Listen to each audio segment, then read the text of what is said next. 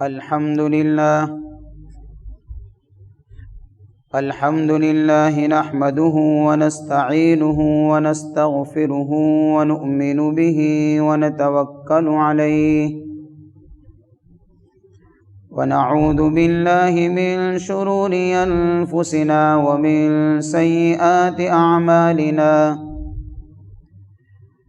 من يهده الله فلا مضل له ومن يضلله فلا هادي له ونشهد أن لا إله إلا الله وحده لا شريك له ونشهد أن سيدنا وسندنا ومولانا محمدا عبده ورسوله صلى الله تعالى عليه وعلى آله وأصحابه أجمعين.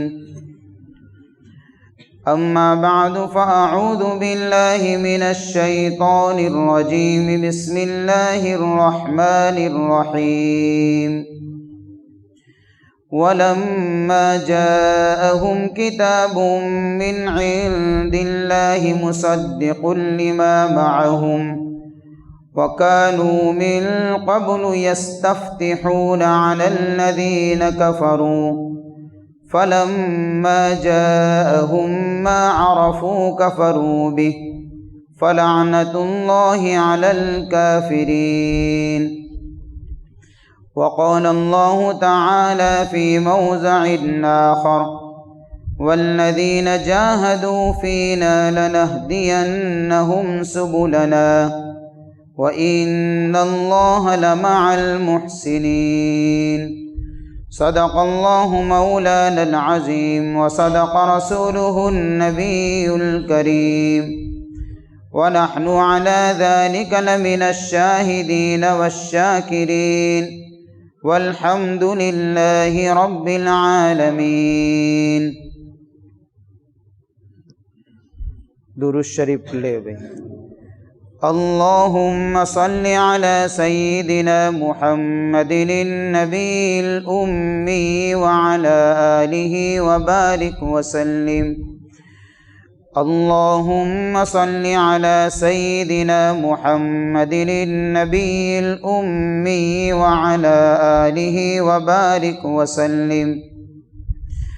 اللهم صل على سيدنا محمد النبي الأمي وعلى آله وبارك وسلم. قابل قدر محترم دوست اور بزرگوں،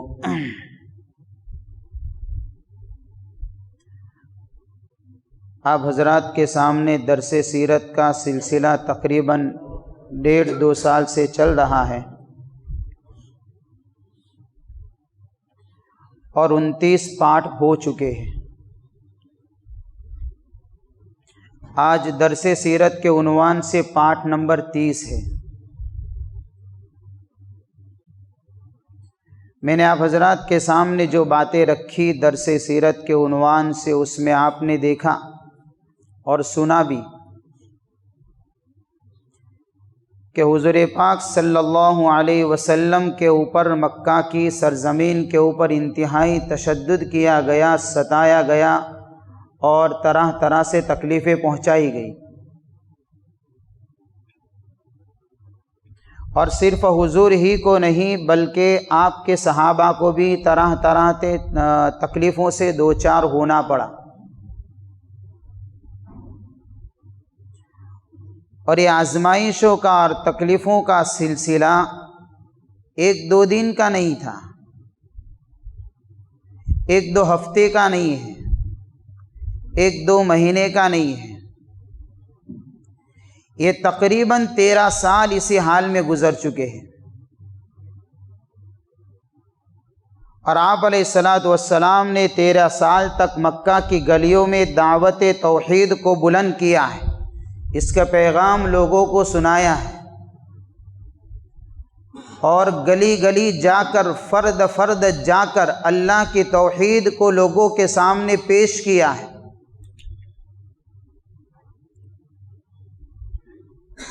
مکہ کی گلیوں کے علاوہ طائف کی سرزمین کے اوپر بھی حضور تشریف لے گئے، وہاں بھی دعوت توحید کے پیغام کو لوگوں کے سامنے رکھا۔ لیکن ہم سب جانتے ہیں کہ ان 13 سال کا خلاصہ سوائے چند لوگوں کے زیادہ تر لوگ وہ تھے جو آپ علیہ الصلاۃ والسلام کے جانی دشمن بنے ہوئے تھے، اور آپ کے اس دعوت اللہ کے راستے میں رکاوٹ بنے ہوئے تھے۔ یہ جہد مسلسل ہے، یہ 13 سال کی قربانی ہے۔ اس کے بعد اللہ کی طرف سے ہدایت کے پھیلنے کے پھر جو راستے کھلے ہیں، اور آپ کے لیے جو اسباب اللہ نے مہیا کیے ہیں، کہ اس کے اندر ہمارے لیے سبق چھپا ہوا ہے۔ ہم تو 1-2 دن کی اگر قربانی لگ جائے تو ہم نتیجہ چاہتے ہیں کہ ہم کو تو فوراً نتیجہ ملنا چاہیے۔ چند لمحے اللہ کے راستے میں لگ جائے تو ہم نتیجہ چاہتے ہیں کہ ہمیں تو فوراً اس کا پھل ملنا چاہیے۔ یہاں 13 سال کی قربانی لگی ہے، اور اللہ قرآن میں فرماتا ہے وَالَّذِينَ جَاهَدُوا فِينَا لَنَهْدِيَنَّهُمْ سُبُلَنَا وَإِنَّ اللَّهَ لَمَعَ الْمُحْسِنِينَ۔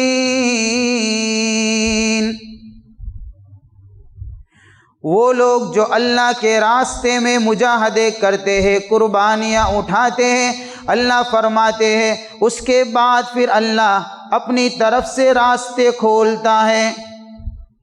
اس کے لیے ایسی قربانی چاہیے۔ ہدایت کی راستوں کا کھلنا یہ موقوف ہے مجاہدوں اور قربانیوں کے اوپر۔ جب تک آدمی کا کچھ لگے گا نہیں،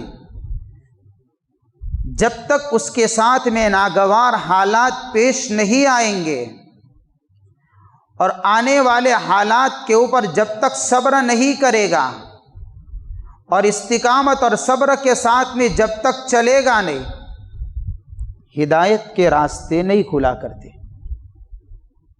یہ شرط ہے، مجاہدہ اور استقامت اور صبر ضروری ہے۔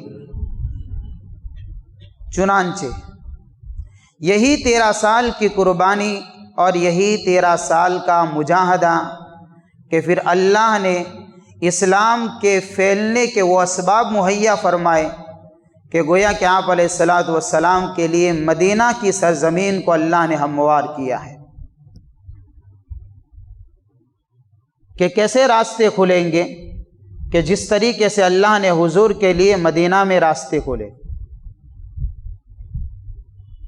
صحابہ کو اور حضور کو ہجرت کی اجازت ہو گئی، اور یہ مدینہ کا انتخاب حضور نے نہیں کیا تھا۔ مدینہ یہ پاکیزہ اور معظم شہر ہے، اور وہ بھی جس طریقے سے مکہ حرم ہے، مدینہ بھی حرم ہے۔ اس کا انتخاب اللہ نے اپنی طرف سے کیا ہے۔ چنانچہ روایتوں میں آتا ہے کہ اللہ کے نبی صلی اللہ علیہ وسلم نے ارشاد فرمایا کہ مجھے خواب کے اندر یہ بات دکھائی گئی، انی مہاجرن، کہ میں ہجرت کر رہا ہوں، من مکہ، یعنی مکہ کو چھوڑ کر میں جا رہا ہوں، الی ارض بہا نخل، ایسی زمین کی طرف جس زمین کے اوپر کھجور کے درخت بہت زیادہ ہے۔ یعنی حضور نے جو خواب دیکھا اس میں مدینہ کا نام نہیں لیا گیا۔ ایسی زمین کی طرف مکہ کو چھوڑ کر ہجرت کر کے جا رہا ہوں جس زمین کے اوپر کھجور کی پیداوار کثرت سے ہے۔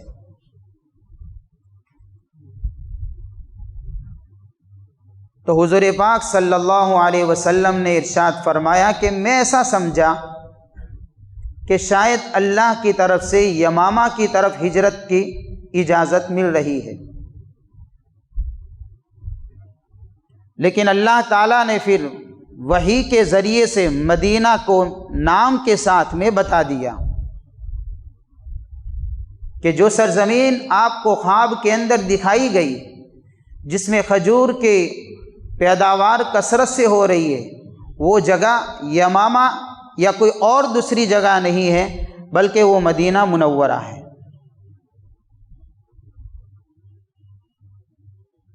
یہ بڑا پاکیزہ شہر ہے۔ ظاہر سی بات ہے، جس شہر کا انتخاب اللہ نے کیا ہو، اس کی عظمت کے اندر پھر کیا کمی رہ سکتی ہے؟ ایک تو ہے کوئی انسان اپنی طرف سے کسی چیز کو چوائس کرے اور پسند کرے، اللہ نے اپنے حبیب کے دار الہجرت جس چیز کو منتخب کیا وہ مدینہ منورہ جیسا عظیم شہر ہے۔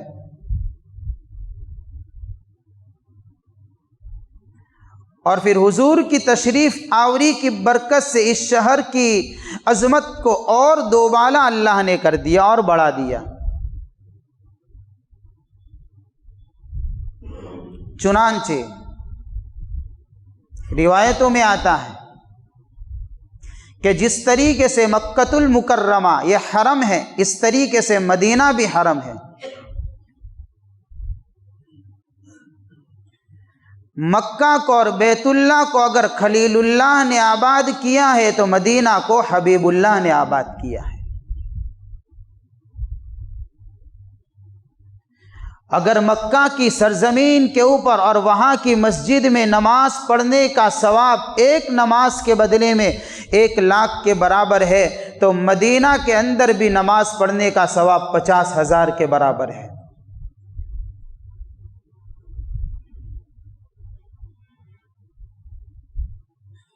یہ وہ عظیم شہر ہے۔ اگر بیت اللہ کو دیکھنا عبادت ہے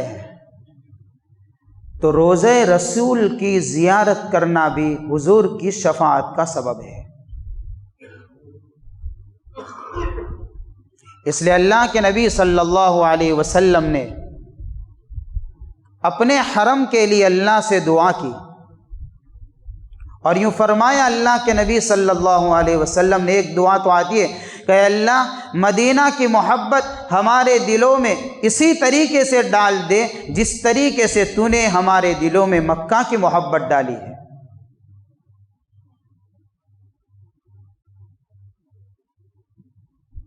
ایک روایت میں آتا ہے کہ اللہ سے موت مانگو تو مدینہ کی مانگو، کہ مرنا ہو تو مدینہ جا کر مریں گے، اس لیے کہ روایتوں میں آتا ہے آپ علیہ الصلوۃ والسلام نے ارشاد فرمایا، جس کی موت مدینہ میں ہوگی میں اس کی سفارش کروں گا۔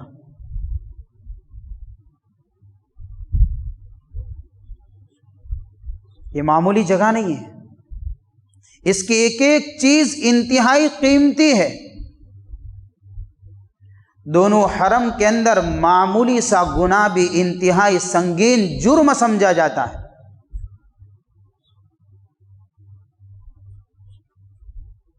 یہ اس کی عظمت کے خلاف ہے۔ مدینہ ناپاک لوگوں کو اپنے اندر پسند نہیں کرتا۔ مدینہ کے اندر فاسق اور فاجر اور منافقین لوگ نہیں رہ سکتے، اس لیے کہ روایت ہے اس کے اوپر۔ اللہ کے نبی صلی اللہ علیہ وسلم نے ارشاد فرمایا کہ مدینہ کی مثال تو آگ کی بھٹی کی طرح ہے، جس طریقے سے لوہے کے میل کو آگ کی بھٹی صاف کرتی ہے، اس طریقے سے مدینہ اپنے میل کو اندر سے نکال دیتا ہے۔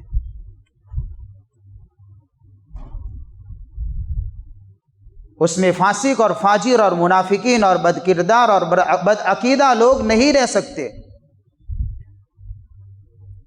چنانچہ روایتوں میں ایک واقعہ ملتا ہے کہ حضور صلی اللہ علیہ وسلم کے زمانے میں ایک دیہاتی نے حضور کے ہاتھ پر بیعت کی۔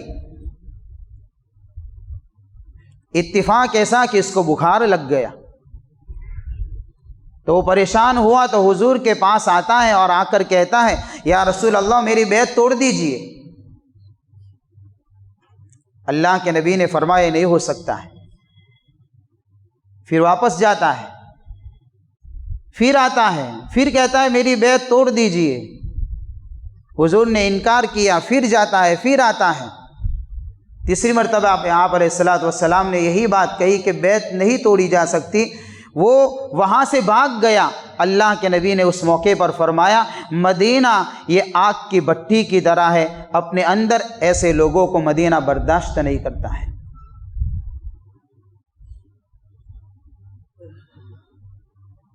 اللہ سے دعا کرنی چاہیے کہ اللہ ایسے مقامات کی زیارت بار بار کروائے،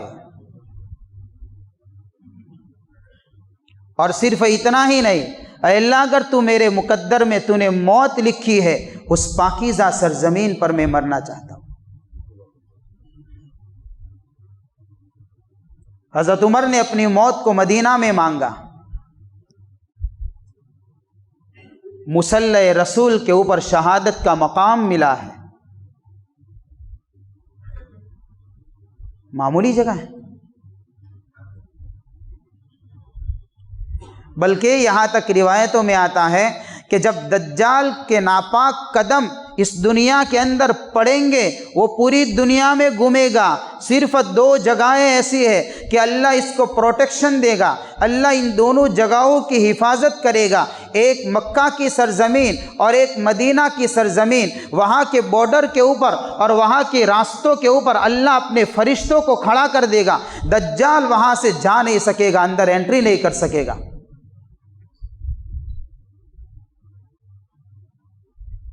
اور آگے سنیے روایت کے الفاظ، آپ علیہ الصلوۃ والسلام نے پھر اس کے بعد ارشاد فرمایا کہ اس موقع پر اللہ کی طرف سے نہایت سخت ترین 3 زلزلے آئیں گے مدینہ میں۔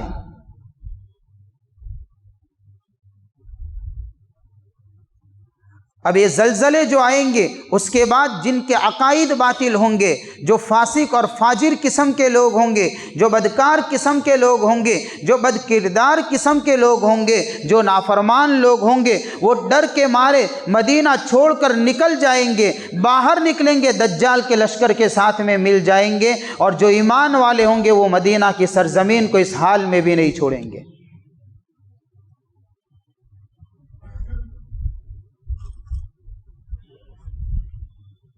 یہ ہے وہ سرزمین جس کا انتخاب اللہ نے اپنے حبیب صلی اللہ علیہ وسلم کے لیے ہجرت کے لیے منتخب کیا ہے۔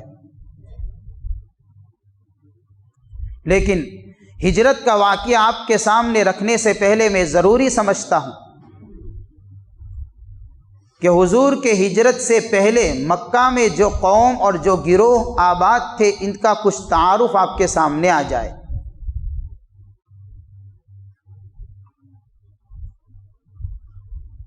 چنانچہ سیرت کی کتابوں میں لکھا ہے کہ مکہ کے اندر 2 گروہ تھے جو آباد تھے مدینہ کے اندر، ایک کفار تھے اور ایک یہود تھے، اور کفار کے اندر 2 قبیلے تھے، ایک قبیلے کا نام قبیلہ اوس تھا اور دوسرے قبیلے کا نام قبیلہ خزرج تھا۔ یہ دونوں قبیلے ان کافروں کے تھے اس وقت جبکہ ایمان والے نہیں بنے تھے، حضور کی ہجرت سے پہلے کی بات ہے، ورنہ بعد میں جا کر یہی لوگ انصار بنے ہیں۔ جو کہا جاتا ہے نا انصار صحابہ، یہ کون تھے؟ یہی قبیلے سے تعلق رکھنے والے لوگ تھے۔ لیکن آپ کے ہجرت سے پہلے یہ دونوں قبیلے انتہائی جہالت کے اندھیرے میں پھنسے ہوئے تھے، اور چونکہ بلاد عرب میں ویسے بھی لکھنے پڑھنے کا رواج نہیں تھا تو یہ لوگ لکھنا پڑھنا جانتے نہیں تھے،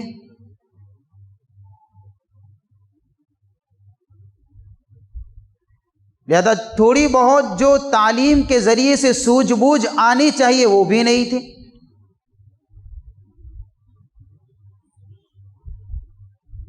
جہالت جو ہے نا وہ اندھیرا ہے۔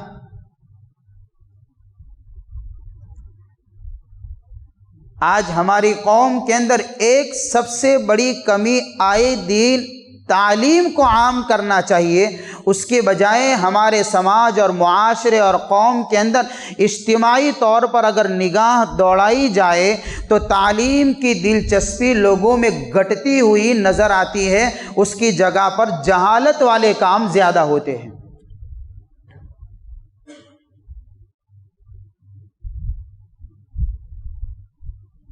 کسی قوم کو غلام بنانا ہو تو اس کو جاہل بنا دو، وہ خود بخود غلامی کا توق اپنے گلے میں ڈالے گی، اس کو پہنانے کی ضرورت نہیں پڑے گی، وہ خود پہنے گی۔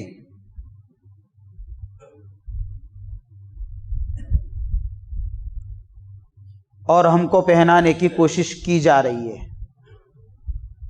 مختصر اشاروں میں بات سمجھتے چلے جائیں۔ اسی لیے آپ کے تعلیم کے اوپر بھی مختلف قوانین پاس کر کے آپ کو روکا جا رہا ہے۔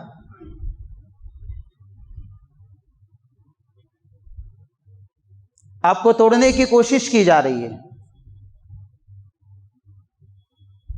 اور ہم کیا ہیں کہ ہم اس سلسلے میں کوئی بیداری نہیں لاتے، کوئی فکرے نہیں ہے۔ اور تعلیم کا مطلب تعلیم ہی نہیں ہے، تعلیم کا مطلب صحیح تعلیم جو انسان کو انسان بنائے، ورنہ آج تعلیم کے نام پر بربادی کے جو راستے کھلے ہیں، ایسی تعلیم نہیں۔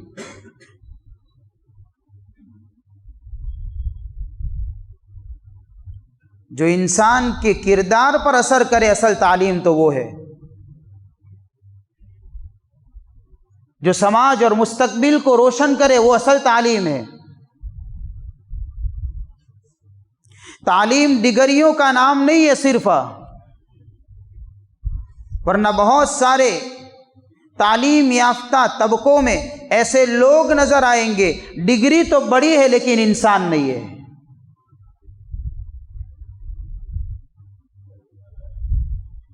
انسانیت سے گرے ہوئے کام کرتے ہوئے نظر آئیں گے۔ وہ تعلیم کہیں گے، وہ تعلیم نہیں ہے۔ جاہل رہنا ایک اندھاپن ہے۔ جس طریقے سے ایک اندھا آدمی قدم قدم کے اوپر محتاج ہوتا ہے اپنے کام کاج کے لیے، وہ چل نہیں سکتا جب تک دوسرے کا سہارا نہ ملے، وہ ہر قدم کے اوپر محتاج ہوگا، اندھا۔ اس طریقے سے تعلیم سے دور جو آدمی ہے وہ بھی اندھے ہی کی طرح ہے، ہر قدم کے اوپر دوسرے کے سہارے کا محتاج ہوگا، وہ خود اپنے مسائل اور اپنے مصائب کے سولوشن لانے کے پوزیشن پر نہیں ہوگا، وہ نہیں حل کر سکتا۔ اگر کوئی قوم اور کوئی سماج اگر عزت چاہتی ہے تو اس کے اندر تعلیم کی بیداری لانی پڑے گی۔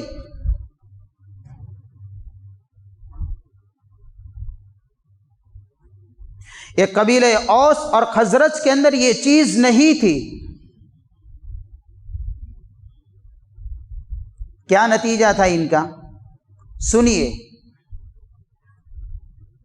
یہ دو بھائی تھے جو یمن سے آ کر آباد ہوئے تھے برسوں پہلے، ایک بھائی کا نام اوس اور ایک بھائی کا نام خزرج،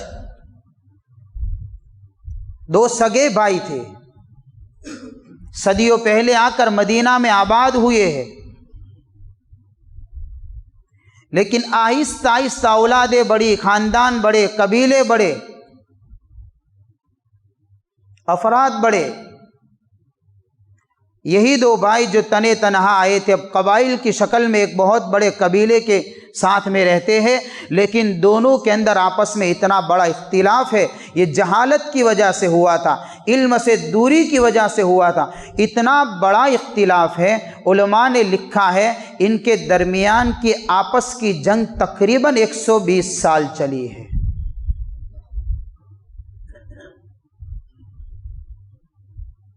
تقریباً 120 سال تک لڑے ہیں،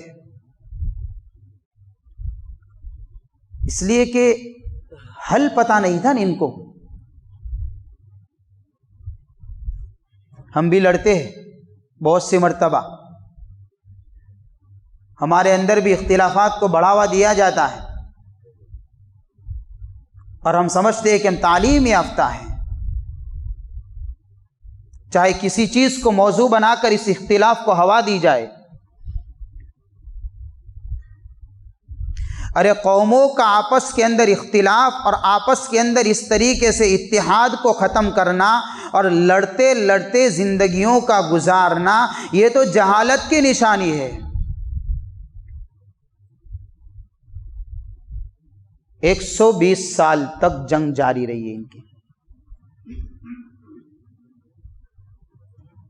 دوسرا نتیجہ کیا تھا کہ ان کی آپس کی لڑائیوں کی وجہ سے مدینہ میں جو یہود کے دوسرے قبیلے آباد تھے، اس میں بھی 3 مشہور قبیلے تھے اہل کتاب کے، بنو نذیر، بنو قریظہ اور بنو قینقاع۔ یہ لوگ حکومت کرتے تھے، اور ان کی پالیسی تھی لڑاؤ اور حکومت کرو۔ ہم سمجھتے ہیں کہ شاید یہ تو انگریز نے قانون بنایا تھا، نہیں، یہ تو پہلے سے چلا رہا ہے اور ابھی بھی چلتا ہے۔ یہ ان کی پالیسی تھی،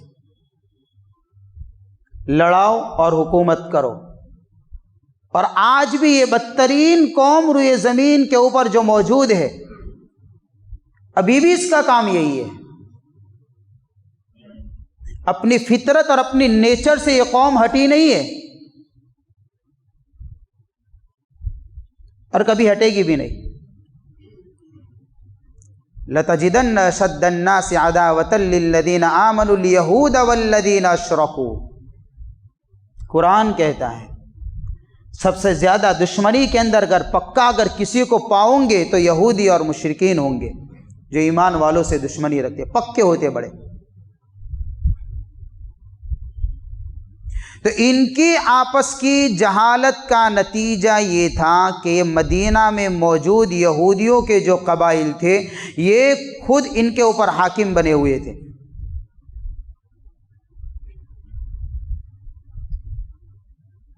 دوسرا کیا تھا کہ ایک تو علم نہیں تھا، اور دوسری بات معاشی اعتبار سے یہ لوگ مضبوط نہیں تھے جتنے یہودی مضبوط تھے۔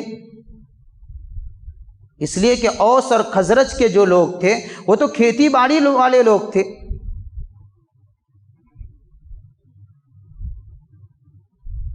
لہذا معیشت کے اعتبار سے مضبوط نہیں تھے، یہ لوگ کسان قسم کے لوگ تھے وہ۔ اور یہ بنو نذیر، قریظہ اور بنو قینقاع والے جو تھے، یہ اہل کتاب کہلاتے تھے۔ ان کے پاس آسمانی کتابوں کا علم تھا، تو علم بھی تھا ان میں، اور تجارت اور معیشت کے اعتبار سے یہ مضبوط تھے، اس لیے کہ مدینہ کے مارکیٹ اور بازار میں ان کا قبضہ تھا۔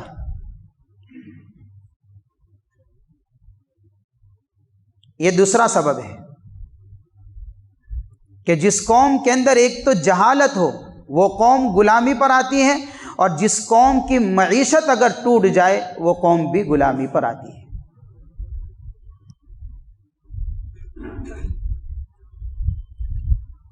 اور یہ اہل کتاب کے اندر علم بھی ہے اور معیشت بھی ہے، وہ سودی کاروبار بھی کرتے تھے، اور سود کے اوپر لین دین بھی کیا کرتے تھے، اور اپنے ان دونوں پاور کی وجہ سے، اگلی آسمانی کتابوں کا علم ہونے کی وجہ سے اور تجارتی اعتبار سے مضبوط ہونے کی وجہ سے، یہ لوگ قبیلے اوس اور خزرج کے لوگوں کو ڈرایا بھی کرتے تھے۔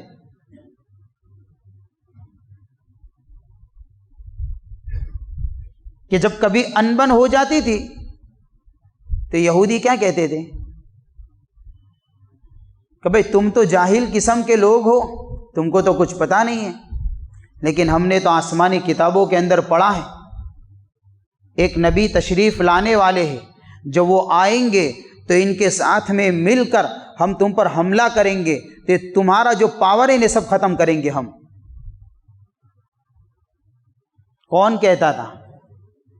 اہل کتاب کہتے تھے، اور قرآن کہہ رہا ہے وَلَمَّا جَاءَهُمْ كِتَابٌ مِّنْ عِندِ اللَّهِ مُصَدِّقٌ لِّمَا مَعَهُمْ وَكَانُوا مِن قَبْلُ يَسْتَفْتِحُونَ عَلَى الَّذِينَ كَفَرُوا فَلَمَّا جَاءَهُم مَّا عَرَفُوا كَفَرُوا بِهِ فَلَعْنَةُ اللَّهِ عَلَى الْكَافِرِينَ۔ قرآن کہہ رہا ہے جب ان کے پاس ایک کتاب آ گئی جو اللہ کی طرف سے اتاری گئی ہے،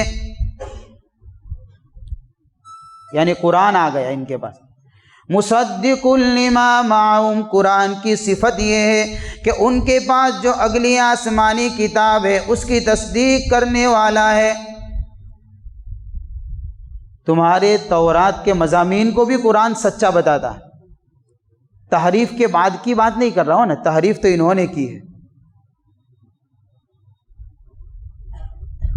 تورات کے اندر اور اس کے مضامین کو انہوں نے اپنی مرضی سے بدلا، باقی اس سے پہلے اللہ نے جس طریقے سے آسمان سے تورات کو اتارا تھا ان مضامین کا قرآن تصدیق کرنے والا ہے، مصدق لما معہم۔ لیکن کیا ہوا؟ وَكَانُوا يَسْتَفْتِحُونَ عَلَى الَّذِينَ كَفَرُوا، حالانکہ یہ لوگ اللہ سے دعا کیا کرتے تھے فتح حاصل کرنے کی ان لوگوں کے خلاف جنہوں نے کفر کیا، یہ خود مانگتے تھے۔ بنو نذیر، بنو قریظہ، بنو قینقاع، جو اہل کتاب کے قبیلے تھے نا، وہ خود مانگتے تھے اللہ سے کہ اللہ نبی آخر الزماں کو بھیج دیجئے، ان کے ذریعے سے ہمیں فتح عطا فرما، یہ خود مانگا کرتے تھے۔ تو فَلَمَّا جَاءَهُم مَّا عَرَفُوا كَفَرُوا بِهِ، جب یہ نبی آ گئے ان کے پاس، فَلَمَّا جَاءَهُم مَّا عَرَفُوا، اور انہوں نے پہچان بھی لیا، اس لیے کہ تورات میں حضور پاک صلی اللہ علیہ وسلم کے صفات سے واقف ہو چکے تھے، نبی آخر الزماں کی نشانیوں سے وہ واقف تھے، اس کا علم رکھنے والے تھے۔ کفروا بھی، پھر نہیں مانا، پھر کیا کیا؟ انکار کرنے لگے۔ ارے تم تو کہہ رہے تھے کہ ہم تو مانیں گے، انکار کر دیا۔ کیا وجہ بنی؟ وجہ اتنی بنی اس لیے کہ جو نبی آخر الزماں تشریف لائے وہ ان کی نسل سے نہیں آئے، تو ان کو ذرا دکھ ہو گیا کہ ہماری نسل سے سارے نبی آ گئے، تو یہ آخر الزماں کے آنے کا یعنی کہ وہ ہماری نسل سے کیوں نہیں آئے؟ حسد میں آ گئے۔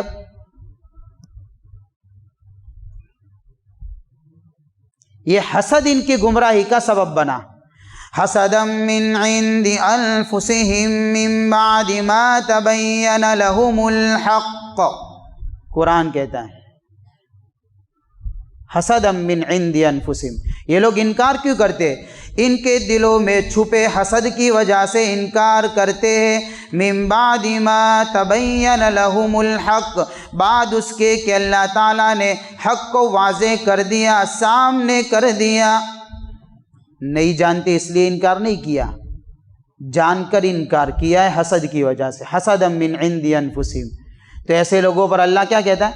فَلَعْنَةُ اللَّهِ عَلَى الْكَافِرِينَ، یہ جاننے کے بعد انکار کرنے والے اللہ ایسے کافروں پر لعنت بھیجتا ہے۔ ایسی فطرت اور نیچر کی گری ہوئی قوم، اندازہ لگائے وہ کتنی گھٹیا قسم کی قوم ہوگی۔ تو بات یہ چل رہی تھی کہ ان کے اندر علم بھی تھا اور معیشت بھی تھی، تو لڑاؤ حکومت کرو کی پالیسی اپناتے تھے۔ ہمارے اندر جس طریقے سے علم کی کمی ہے، تو میں کہنا چاہتا ہوں کہ ہمارے اندر معیشت کی بھی کمی ہے نا۔ سب سے زیادہ مانگنے والے مسلمانوں میں نظر آئیں گے، فقیر مسلمانوں میں ہی پیدا ہوتے۔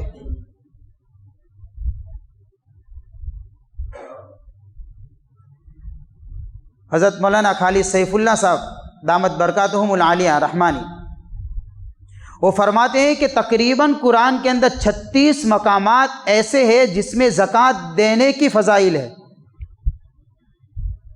صدقات دینے کی ترغیبات اس کے علاوہ ہے کہ زکوٰۃ نکالو، صدقات دو، کیا ملے گا کہ یہ انعام ملیں گے۔ اس کے بالمقابل میں حضرت فرماتے ہیں کہ زکوٰۃ لینے کی فضیلت کہیں نظر نہیں آئی۔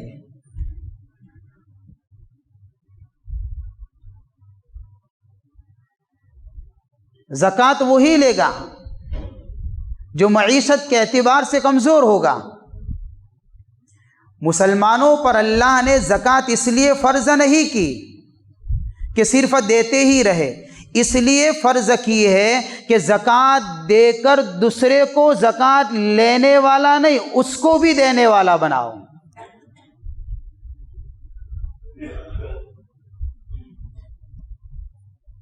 ہم تو زندگی بھر جو چند لوگ دیتے ہیں وہی دیتے ہیں، اور لینے والوں کی تو پوری لائن لگی ہوئی ہے، لینے والوں میں کمی نہیں ہے۔ بھئی زکوٰۃ کی فرضیت ہی اسی لیے ہوئی ہے کہ زکوٰۃ کے ذریعے سے مسلم قوم کو تجارتی اعتبار سے ان کو اتنا مضبوط کرو کہ جو آج لینے آئے ہیں کل وہ خود دینے والے بنے۔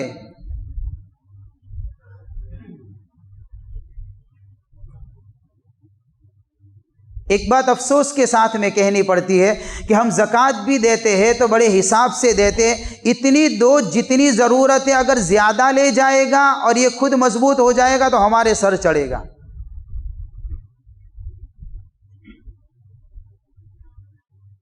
اس لیے ہم خود چاہتے ہیں کہ ہمارے اندر معیشت مضبوط نہ ہو، باہر کا حملہ تو بعد کا ہے، ہم خود چاہتے ہیں۔ غلط نہ سمجھے، کچھ حقائق ایسے ہوتے ہیں کہ جس کو مجھے اور آپ کو مل کر برداشت کرنا پڑتا ہے۔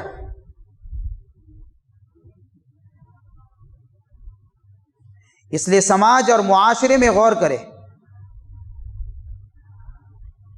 کہ برسوں سے زکوٰۃ نکالی جاتی ہے، برسوں سے زکوٰۃ دی جا رہی ہے، آخر ایک آدمی تو ایسا ہونا چاہیے کہ جو زکوٰۃ کی برکت سے اپنی معیشت پر خود کھڑا ہو گیا ہو۔ لاکھوں کروڑوں کی زکوٰۃ ہوتا کیا ہے اس کا؟ آخر سماج اور معاشرہ معیشت اور تجارت کے اعتبار سے مضبوط کیوں نہیں ہوتا؟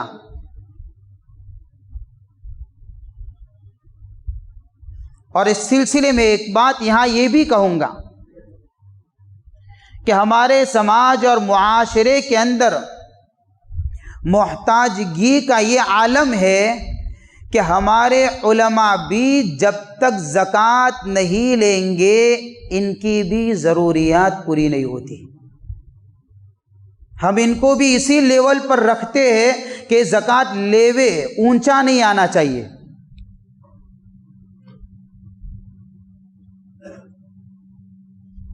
سماج کا سب سے زیادہ معزز اور مکرم طبقہ جس کے ذریعے سے قوم اور سماج کے بچوں کو دین کی تعلیم ملتی ہے، قرآن جیسے عظیم دولت یہ طبقہ دے رہا ہے، اپنا وقت لگا رہا ہے، لیکن اس کے باوجود بھی اس طبقے کی معاشی حالات اتنے کمزور ہے کہ اگر مہینہ ختم ہونے سے پہلے ان کی تنخواہیں چلی جاتی ہے، اور ہمیں اپنے امیری پر فخر ہے۔ مہینہ ختم ہونے سے پہلے وہ خود مانگتے ہو جاتے ہیں۔ اور علماء کو چاہیے کہ اپنی معیشت کا کوئی راستہ تلاش کرے، محتاجگی کی زندگی ان کو بھی نہیں گزارنا چاہیے، اور اس طبقے کو بھی مضبوط کرنے کی فکریں کرنی چاہیے۔ حضرت شیخ الہند رحمۃ اللہ علیہ، نام یاد نہیں رہا مجھے، نام ذہن سے نکل گیا، ہمارے اکابرین کا حال میں بتا رہا ہوں کہ وہ معیشت کے اعتبار سے کتنے مضبوط تھے۔ اس زمانے میں حضرت کی 75 روپے تنخواہ تھی، 50 روپے خرچ ہوتے تھے 25 بچ جاتے تھے، اس زمانے کے اعتبار سے نا۔ یہ 50 خرچ ہو کر 25 بچتے تھے، تو ظاہر سی بات ہے یہ 75 کا حساب ہمارے زمانے میں اگر لگانا ہو تو برا نہیں مانیں گے، 30 سے 40 ہزار ہوتا ہے تو ہی بچے گا، اس لیے کہ 20 ہزار میں تو اب گھر نہیں چلتا، مہنگائی اتنی زیادہ ہے، اس لیے اس کا حساب 30 اور 40 سے ہی کرنا پڑے گا۔ حضرت تھانوی رحمۃ اللہ علیہ کے متعلق لکھا ہے کہ جب کانپور سے حضرت الگ ہوئے، 50 روپے تنخواہ تھی اس زمانے میں، جب الگ ہوئے تو انہوں نے اپنے ابا جان کو خط لکھا کہ مجھ پر اب حج فرض ہو چکا ہے، میں حج میں جا رہا ہوں۔ میرا ایک سوال ہے کہ ہمارے علماء میں سے ایسے بتائیے کہ کس نے اپنے خود کے پیسوں سے صرف عمرہ کیا؟ حج تو ان پر پتہ نہیں کب فرض ہوگا، شاید مرنے کے بعد کبھی ہو جاوے، تو زندگی میں تو امید ہی نہیں لگتی کہ کبھی ہونے والا ہے۔ عمرہ بھی دوسرے کے ذریعے سے ہوتا ہے۔ سوچے تو صحیح میرے بھائیو، ہمارے معاشی حالات کو دیکھے تو صحیح، پھر اس قوم کے اندر یہ صفات کہاں سے پیدا ہوں گے، کمالات کہاں سے آئیں گے؟ ہمارے اکابرین کی کیا کیا تنخواہیں تھی، میں نے مستقل اس کے اوپر مضمون پڑھا ہے، وقت نہیں ہے ورنہ بھی بتاتا کہ آج ہمارے اندر کیا ہو رہا ہے۔ نہیں، سمجھنے کی کوشش کرنی چاہیے اس کو، اور اجتماعی طور پر سماج اور معاشرے کو معیشت اور تجارت کے اعتبار سے مضبوط کرنے کی فکریں کرنی چاہیے۔ اور دیکھیے جس طریقے سے آپ کو علم سے روکنے کے مختلف اسباب ابھی اپنائے جا رہے ہیں، اسی طریقے سے اس سماج کے معاشی اور تجارتی اعتبار سے ان کو کمزور کرنے کے لیے بھی مختلف ہیلے حوالے کیے جا رہے ہیں۔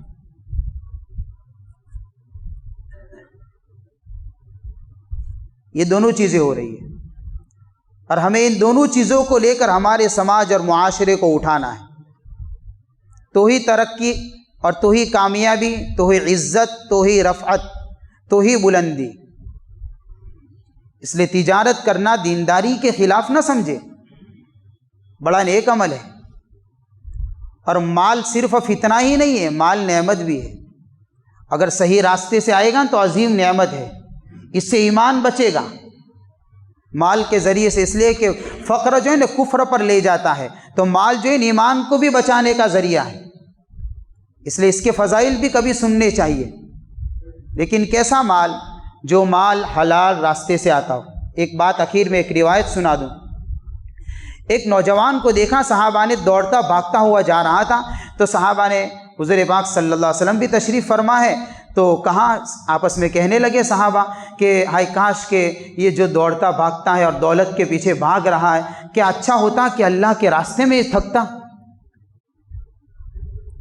تو آپ علیہ الصلوۃ والسلام نے صحابہ کی تربیت کی اور کیا فرمایا کہ یہ اگر اس کا دوڑنا اور اس کا تھکنا اپنے بال بچوں کے لیے ہے، اپنی بیوی کے لیے ہے، اپنے معاشی حالات کو درست کرنے کے لیے ہے، تو یہ بھی اللہ کے راستے میں ہے، یہ بھی اللہ کے راستے میں ہے۔ ہاں، حضرت عبد الرحمن بن عوف رضی اللہ تعالیٰ عنہ سے حضور فرماتے ہیں کہ عبد الرحمن میں چاہتا ہوں کہ آپ کے پاس کچھ مال ہونا چاہیے۔ یہ حضور فرماتے ہیں کہ میں چاہتا ہوں کہ آپ کے پاس کچھ مال ہو۔ تو حضرت عبد الرحمن فرماتے ہیں یا رسول اللہ، میں نے تو مال کے لیے میں تو اسلام میں نے قبول نہیں کیا ہے۔ اللہ کے نبی نے فرمایا نہیں، بات ایسی نہیں ہے، بات یہ ہے اچھے آدمی کے لیے حلال مال بھی اچھی چیز ہوا کرتی ہے۔ اس لیے سمجھنے اعتدال پیدا کرے، اپنی سوچ کو توازن پر لائیے کہ مالی اعتبار سے بھی مضبوط ہوئے لوگ اور سماج اور قوم، اور ان کو کس طریقے سے آگے بڑھانا ہے، یہ فکریں ہماری ہونی چاہیے۔ آج جس کو زکوٰۃ دی ہے، ہماری کوشش یہ ہونی چاہیے کل وہ خود زکوٰۃ دینے والا بنے، لینے والا نہیں ہونا چاہیے۔ اللہ تعالی ہم سب کو کہنے سننے سے زیادہ عمل کی توفیق عطا فرمائے۔